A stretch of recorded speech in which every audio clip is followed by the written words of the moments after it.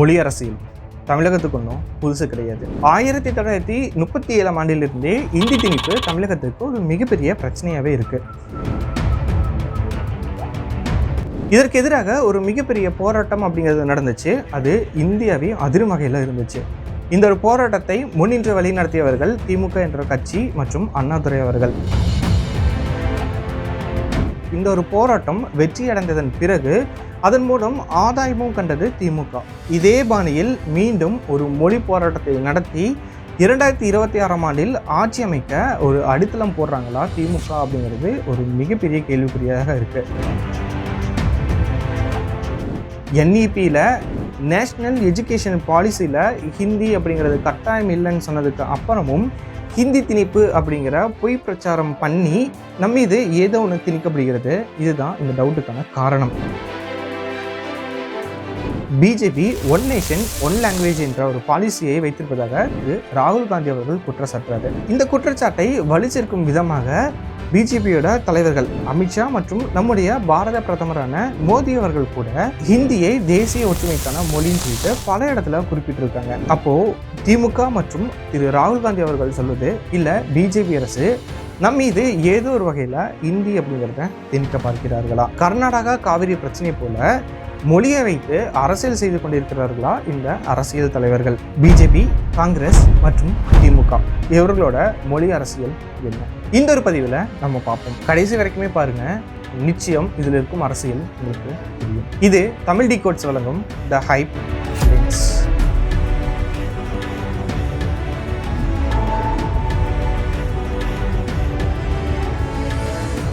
இந்த வீடியோக்களை பார்க்கறதுக்கு முன்னாடி நம்ம சேனலை சப்ஸ்கிரைப் பண்ணாதவங்க மறக்காமல் சப்ஸ்கிரைப் பண்ணிக்கோங்க. தற்போது நடக்கும் இந்த மொழி அரசியலை பார்ப்பதற்கு முன்னாடி மொழி போராட்டம்னா என்ன அப்படிங்கிறத கொஞ்சம் ஷார்ட்டாக பார்த்துட்டு வருவோம். நம்ம சேனலில் ஆல்ரெடி மொழி போராட்டத்திற்கு பற்றின முழு வீடியோ இருக்குது.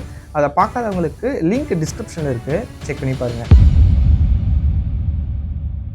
1937 ஆண்டில் மொழிக்கு எதிராக இந்தி திணிப்புக்கு எதிராக போராட்டம் அப்படிங்கிறது திராவிட கழகத்தால் பெரியாரால் ஆரம்பிக்கப்பட்டது. இந்த ஒரு போராட்டத்துக்கு மக்கள் மத்தியில் மிகப்பெரிய அளவு ஆதரவு அப்படிங்கிறது கிடைக்குது. அதன் பின்பு திராவிட கழகத்தில் இருந்து அண்ணா தலைமையிலான திமுக அப்படிங்கிறது பிரிஞ்சதுக்கு அப்புறமா திமுக மிக சிறப்பாக செயல்பட்டு ஒரு மிகப்பெரிய போராட்டத்தை நடத்தி அதில் வெற்றியும் கண்டார்கள். இந்த ஒரு வெற்றி மக்கள் மொழியின் மீது இருக்கும் பற்றையும் மொழியின் மீது இருந்த காதலுக்கு கிடைத்த வெற்றியாகவே பார்க்கலாம். இந்த ஒரு போராட்டம் தான் இந்திய அளவில் இந்தி திணிப்பை கைவிடுறதுக்கு ஒரு மிக முக்கியமான காரணமாக இருந்தது. ஆனால் ஒரு கட்சி எந்தவித பலனும் இல்லாமல் ஒரு போராட்டம் அப்படிங்கிறது பண்ணணும். ஒரு மிகப்பெரிய போராட்டம், கலவரம், உயிரிழப்பு அப்படின்னு ஆனதுக்கப்புறமா மக்கள் மனதில் வெறுப்பிற்கு காரணமாக இருந்த ஒரு விஷயம் நீங்கினால் அந்த ஒரு போராட்டத்தை முன்னின்று நடத்திய நபர்கள் தலைவன் தலைவியாகவும் அந்த ஒரு அமைப்பிற்கு மக்கள் மத்தியில் ஒரு மிகப்பெரிய வரவேற்பு அப்படிங்கிறது கிடைக்கும். அதுவே அரசியல்னா ஒரு ஆட்சி மாற்றத்தையே ஏற்படுத்துற அளவுக்கு ஒரு இம்பாக்டை ஏற்படுத்தும். இந்த ஒரு விஷயத்தை சரியாக கையாண்டது திமுக. 1937 ஆண்டிலிருந்து விதைத்த விதை 1967 ஆண்டு ஒரு முழுசா வளர்ந்திருந்ததுன்னு கூட சொல்லலாம். 1967 தான் திமுக என்ற ஒரு கட்சி தமிழகத்துல ஆட்சி பொறுப்பை ஏற்றது. இந்தியாவில் எந்த மாநில கட்சியும் செய்யாத ஒரு சாதனையை திமுக என்ற ஒரு கட்சி பண்ணுது. இந்த ஒரு போராட்டம் திமுகவுக்கு ஒரு மிகப்பெரிய அங்கீகாரத்தை கொடுத்தது. அது மட்டும் இல்லாமல் தமிழக அரசியல்ல ஒரு மிகப்பெரிய திருப்பு முனையாக அமைந்தது. அதே போல் தற்பொழுது மாநில தேர்தல் நெருங்கும் நேரம்.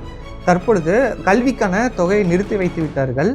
இந்தி திணிப்பு என வேறொரு பரிமாணத்தை எடுத்திருக்கிறது. இந்த ஒரு பிரச்சனைக்கு அடித்தளமாக இருக்கும் அந்த 2000 கோடி 2024 மற்றும் 2025க்கான கல்வி உதவித்தொகை. ஆனால் 2023-24 ஆண்டிற்கான 2400 கோடி கல்வி உதவித்தொகையில் இன்னும் 249 கோடி நிலுவையில் தான் இருக்கு. தற்போது பேசப்படும் அளவிற்கு அந்த சமயத்தில் யாரும் இந்த அளவுக்கு பேசல. 2000 கோடி ஏன் நிறுத்தி வைத்திருக்காங்க அப்படிங்கிறத பார்க்கலாமா? தேசிய கல்வி கொள்கையை ஏற்றுக்கொண்டால் மட்டும்தான் 2000 கோடி விடுவிக்கப்படும் அப்படின்னு சொல்லிட்டு தர்மேந்திர பிரதான் அவர்கள் கூறியிருந்தாரு. சரி, NEPக்கும் இந்த 2000 கோடிக்கும் என்ன சம்பந்தம்? தேசிய கல்விக் கொள்கை சமக்கிரக சிக்ஷா அபியான் SSA என்ற திட்டத்தின் கீழே 2021 ஆண்டு இணைக்கப்பட்டுச்சு. திருத்தப்பட்ட தேசிய கல்விக் கொள்கை 2020 ஆண்டு அறிமுகப்படுத்தப்பட்டுச்சு. 2018 மற்றும் 19 ஆண்டு காலகட்டத்திலேயே SSAவின் கீழ் 3 மிக முக்கியமான திட்டங்கள் இணைக்கப்பட்டுச்சு.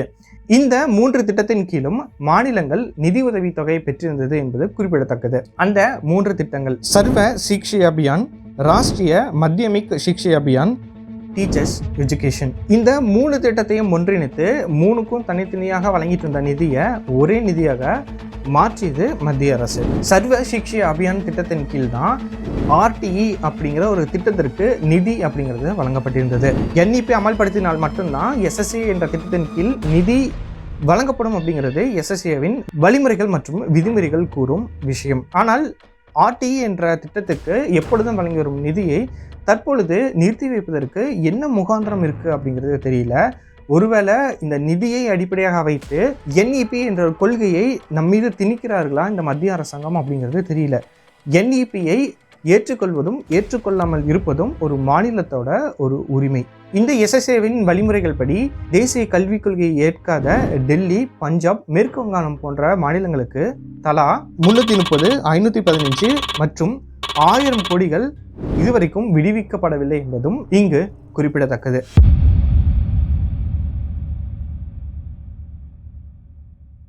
நிஜமாவே இந்தி நம்ம மீது திணிக்கப்படுதா? NEPயில் இந்தி திணிப்பு அப்படிங்கிறது எங்கேயுமே குறிப்பிடப்படல. தங்களுக்கு விருப்பப்பட்ட மொழியை எதுவாக இருந்தாலும் சரி அதை படிக்கலாம் அப்படிங்கிறது தான் இந்த புதிய தேசிய கல்விக் கொள்கையின் ஒரு சாராம்சம். தமிழ்நாட்டில் 2 மொழிக் கொள்கை தான் இருக்குது. 3வது மொழிக் கொள்கை இதற்கு எதிராக இருக்குது. அதனால் எங்களால் அனுமதிக்க முடியாது அப்படிங்கிறது தமிழக அரசோட வாதம். இந்த 2 மொழிக் கொள்கையை கொண்டு வந்ததே திமுக என்ற ஒரு கட்சி தான். இவர்களோட கொள்கைக்கு எதிராக இந்த 3 மொழிக் கொள்கை இருப்பதனால் 3வது மொழிக் கொள்கையை அனுமதிக்கிறதுக்கு மறுக்கிறார்களா என்கிற இன்னொரு டவுட்டும் இங்கே வருது. இந்த 3வது மொழிக் கொள்கையை ஆளும் கட்சி மற்றும் அதனோட கூட்டணி கட்சிகள் எதிர்க்கிறாங்கல்ல, அந்த கூட்டணி கட்சிகளில் இருக்கும் காங்கிரஸ் தான் இந்த 3வது மொழி இல்லை இந்தி மொழியை திணித்ததற்கு ஒரு மிக முக்கிய காரணம். இந்தியாவில் தமிழகத்தில் இந்த ஒரு மிகப்பெரிய மொழி போராட்டம் ஏற்படுத்துவதற்கு காரணமாகவும் இருந்தது. தற்போது அதே காங்கிரஸ் அரசாங்கம் இந்த 3 மொழிக் கொள்கையை எதிர்க்கிறாங்க. தற்போது அவர்களோட நிலை மாறிவிட்டதா அல்லது எதிர்க்கட்சியாக இருப்பதால் தங்களோட நிலைப்பாட்டை மாற்றிவிட்டார்களா? சென்னை டு சேலம் 8 வழி சாலையில் செய்த அரசியல் கூட 1968 இருந்தே தேசிய கல்விக் கொள்கை இருக்குது. அதில் 3 மொழி அப்படிங்கிறது இருக்குது அப்படிங்கிறது குறிப்பிட வேண்டியது. 3வது மொழி படிக்கிறதுல என்ன சிக்கல் இருக்குது? அரசு பள்ளிகளில் ஆங்கிலமே சரியாக கற்பிக்கப்படுவதில்லை அப்படிங்கிறது திமுகவை சேர்ந்த நபர்கள் மற்றும் 3 மொழிக் கொள்கையை எதிர்க்கும் நபர்களோட ஒரு கருத்தாக இருக்குது. 3 மொழிக் கொள்கை வந்ததுக்கு அப்புறம் தான் ஆங்கிலமே சரியாக கற்பிக்கப்படுவதில்லை அப்படிங்கிற ஒரு பிரச்சனை தெரிய வந்துச்சா, இல்லை இது முன்னாடியிலிருந்தே தெரிஞ்சும் இங்கே ஆளும் கட்சிகள் அது அதிமுகவாக இருந்தாலும் சரி திமுகவாக இருந்தாலும் சரி கண்டுகொள்ளாமல் இருக்கிறதா? 3 மொழிக் கொள்கையில் பிரச்சனை இல்லையா அப்படின்னு கேட்டால் 3 மொழிக் கொள்கையிலும் பிரச்சனை இருக்குது. 3 மொழிக் கொள்கை சொல்வது தங்கள் விருப்பப்பட்ட மொழியை ஒரு குழந்தை படிக்க முடியும். ஆனால் அது முடியுமா அப்படின்னு கேட்டால் இல்லை. ஒரு பள்ளியில் படிக்கும் பெரும்பாலான மாணவர்கள் தேர்வு செய்யும் ஒரு மொழி இல்லைன்னா 2-3 மொழியாக கூட இருக்கலாம், அது சொல்லித்தரப்படும். இல்லை அப்படின்னா அந்த பள்ளியில் இருக்கும் ஆசிரியர்கள் அடிப்படையில் அது தெலுங்கு, கன்னடம், மலையாளம் ஆசிரியர்கள் இருந்தாங்க அப்படின்னா அந்த 3 மொழியில் ஏதோ ஒரு மொழியை சூஸ் பண்ண சொல்லி மாணவர்களை அறிவுறுத்தலாம். இங்கு திமுக போன்ற கட்சிகள் வைக்கும் ஒரு மிக முக்கியமான குற்றச்சாட்டு மற்ற டீச்சர்ஸ்லாம் உள்ளே விடாமல் ஹிந்தி மட்டும்தான் உள்ளே விடுவாங்க அப்படிங்கிறது தான்.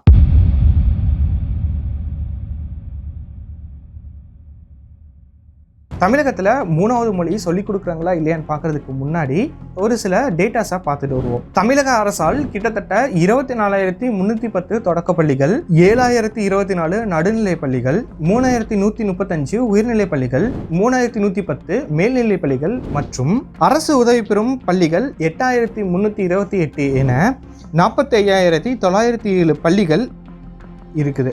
இந்த பள்ளிகளில் படிக்கும் மாணவர்களோட எண்ணிக்கை தோராயமாக 46 லட்சம். அதுவே தனியார் பள்ளிகள் கிட்டத்தட்ட 12,000 பள்ளிகளுக்கு மேலே இருக்குது. அதில் CBSE, ICWS, CISCE போன்ற அனைத்து பள்ளிகளும் அடங்கும். இந்த பள்ளிகளில் படிக்கும் மாணவர்களோட எண்ணிக்கை தோராயமாக 65 லட்சம் மாணவர்கள். இது 2025ஆம் ஆண்டில் எடுக்கப்பட்ட தரவு. அதுக்கான ப்ரூஃபும் டிஸ்கிரிப்ஷனில் இருக்குது, செக் பண்ணி பாருங்கள். அரசு பள்ளிகளை விட தனியார் பள்ளியில் பயிலும் மாணவர்களோட எண்ணிக்கை அதிகம். நம்ம இந்த 2025ஆம் ஆண்டு அதாவது இந்த பிரச்சனை வருவதுக்கு அப்புறமா இந்த ஒரு விஷயத்தை பார்க்காம 2020ஆம் ஆண்டிலிருந்தே பார்க்கலாம். 2020ஆம் ஆண்டிலிருந்தே தமிழகத்தில் இருக்கும் தனியார் பள்ளிகளில் 3வது மொழி சொல்லிக் கொடுக்குறாங்க அப்படிங்கிற விஷயத்த பல செய்தி நிறுவனங்களோட செய்தித்தாள்கள் இல்லைன்னா ஆன்லைனில் சர்ச் பண்ணும்போது கிடைச்சிது. தமிழக அரசாங்கத்திற்கு 2 மொழி கொள்கை தான். அப்படி இருக்கும்போது பெரும்பாலான தனியார் பள்ளிகளில் 3வது மொழி சொல்லிக் கொடுப்பதற்கு அனுமதி அளித்தது ஏன் அப்படிங்கிறது தெரியல. ஒரே மாநிலத்தில் இருக்கும் அரசு பள்ளிகள் மற்றும் தனியார் பள்ளிகளுக்கு வேறு வேறு சட்டம் ஏதாச்சும் இருக்கா அப்படிங்கிறது கேள்விக்குறி தான். ஆனால் இந்த இடத்துல நம்ம பார்க்க வேண்டிய இன்னொரு முக்கியமான விஷயம், என்னதான் ப்ரைவேட் ஸ்கூல்ஸில் 3வது மொழி சொல்லிக் கொடுத்தாலும் அந்த 3வது மொழியோட மிக அடிப்படையான விஷயங்கள் மட்டும்தான் சொல்லித்தராங்க. ரொம்ப டீப்பாக உள்ளே போய் சொல்லித்தர்றதில்லை அப்படிங்கிறதையும் பார்க்கணும். என்னதான் ப்ரைவேட் ஸ்கூல்ஸ் பேசிக்காக லாங்குவேஜை சொல்லிக் கொடுத்தாலும் அரசு மற்றும் அரசு உதவி பெறும் பள்ளியில் பயிலும் மாணவர்களுக்கு அந்த பேசிக்காக கற்றுக்கொள்வதற்கு கூட எதுவும் இல்லை அப்படிங்கிறது ஒரு ஆதங்கமாக இருக்குது. இந்த 3வது மொழி அரசு மற்றும் அரசு உதவி பெறும் பள்ளிகளில் ஏன் சொல்லித்தரல அப்படின்னு சொல்லி கேட்டால், இந்த பள்ளியில் படிக்கும் மாணவர்களுக்கு 3வது மொழி கற்றுக்கொள்ள போதுமான சூழல் இல்லை, அழுத்தம் அதிகமாகும் அப்படிங்கிற ஒரு காரணத்தை முன்வைப்பாங்க. சரி, அப்படியே தனியார் பள்ளிகளுக்கு போவோம். இங்கு தனியார் பள்ளிகளில் படிக்கும் குழந்தைகளோட பெற்றோர்கள் சமுதாய கட்டமைப்பின் ஒரு அழுத்தத்தின் காரணமாகவும் ஆங்கில வழி பள்ளியில் படித்தால் எதிர்காலம் நன்றாக இருக்கும் மற்றும் எக்ஸ்ட்ரா கரிக்குலர் ஆக்டிவிட்டீஸ் அப்படிங்கிறத சொல்லித்தராங்க. 3வதாக ஒரு மொழியை கற்றுத்தராங்க அப்படிங்கிற ஒரு சில சின்ன சின்ன அடிப்படையின் காரணமாக தங்களால் முடியலனாலும் கூட கடன் வாங்கியாச்சு படிக்க வைக்கிறாங்க. அதே ஒரு விஷயத்த அதனுடைய இந்த கல்விக்கான தரத்தை கொஞ்சம் முயற்சினார்கள் என்றால் பெரும்பாலான மக்கள் எதிர்பார்க்கிற, பெரும்பாலான பெற்றோர்கள் எதிர்பார்க்கிற விஷயங்களை உள்ளே கொண்டு வந்தாங்க அப்படின்னா பல நடுத்தர மக்களோட வாழ்வாதாரம் உயரும் அப்படிங்கிறதுல எந்தவித மாற்று கருத்துமே கிடையாது. இங்க பல நபர்கள் சொல்லும் இன்னொரு முக்கியமான விஷயம், பல நபர்கள் இங்கிருந்து வெளி மாநிலத்துக்கு போறாங்க, அவங்க படிச்சுட்டா அங்க இருக்க மொழிகளை கத்துக்கிறாங்க அப்படிங்கிறது தான். ஒரு மாநிலத்திலிருந்து வேறொரு மாநிலத்துக்கு கட்டாயத்தின் பேர்ல போய் ஒரு மொழியை பேச கத்துக்கிறது அப்படிங்கிறது ஓகே, ஆனா அந்த மொழியை படிக்கிறது அப்படிங்கிறது இயலாத காரியம். பல மாநிலங்கள்ல தாய்மொழி ஒரு பாடமாக இருக்கணும் அப்படிங்கிறத கட்டாயப்படுத்திட்டு வராங்க. ஆனால் தமிழ்நாட்டில் 1ஆம் வகுப்பு முதல் 10ஆம் வகுப்பு வரைக்குமே தமிழ்நாடு தமிழ் கற்றல் சட்டம் 2006ஆம் ஆண்டின் படி தமிழ் படிக்கிறது அப்படிங்கிறது கட்டாயம் என்பது குறிப்பிடத்தக்கது. 3 மொழி அரசியல்.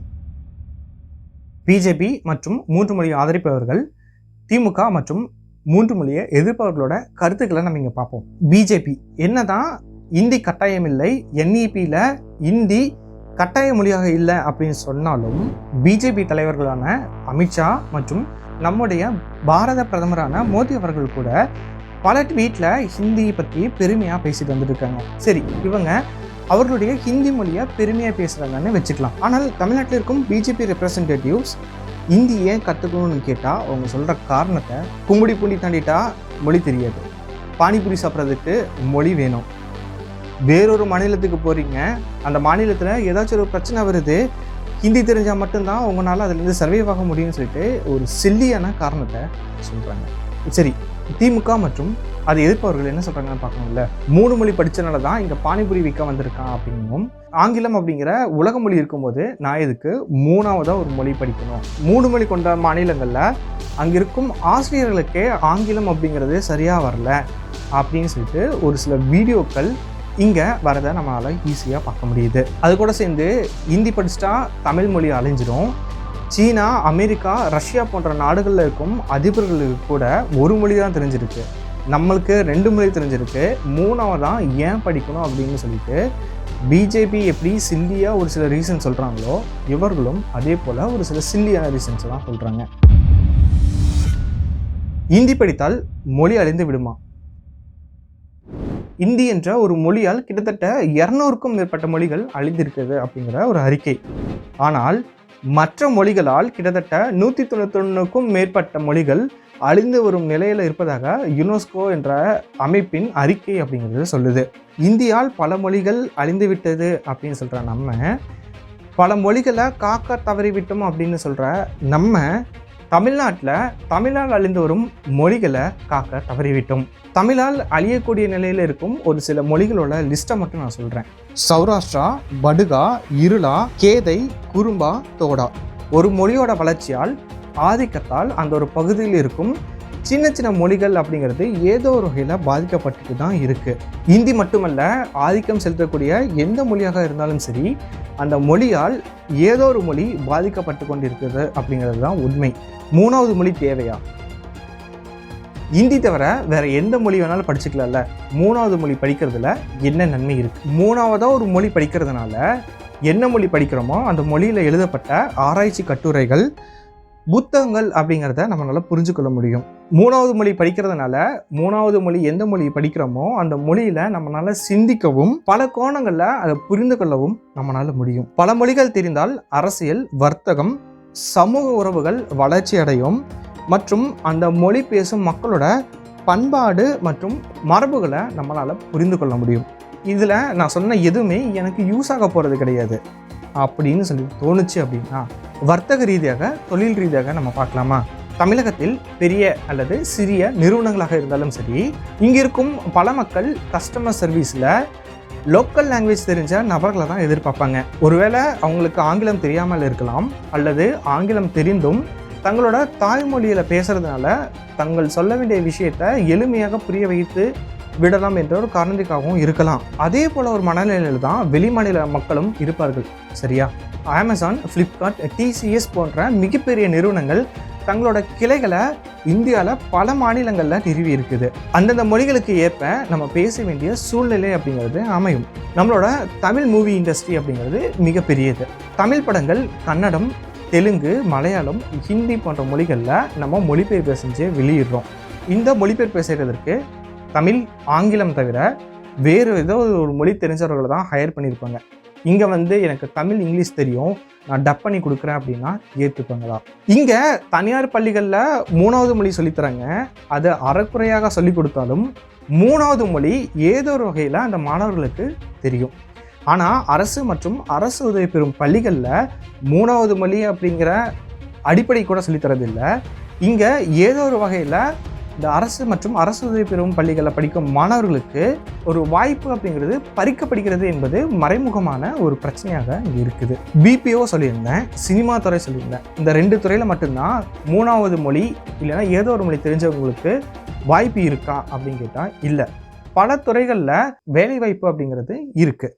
சில உதாரணங்கள் மட்டும் நான் இங்கே குறிப்பிடுறேன். Tour guide, hotel manager, flight attendant, language translator அப்படின்னா interpreter, international business consultant, content writer, government diplomat or foreign service officer, அதாவது எம்பசியில் வேலை செய்கிறவங்க, journalist, voice over artist or dubbing artist, ஏற்கனவே சினிமா துறையில் சொல்லியிருந்தேன், HR manager, import export manager, அப்புறம் air traffic controller என பல துறைகளை நம்ம அடுக்கிட்டே போகலாம். இங்கே ஆங்கிலமும் தேவைப்படும், ஆனால் ஆங்கிலத்தோடு நிறுத்த முடியாது.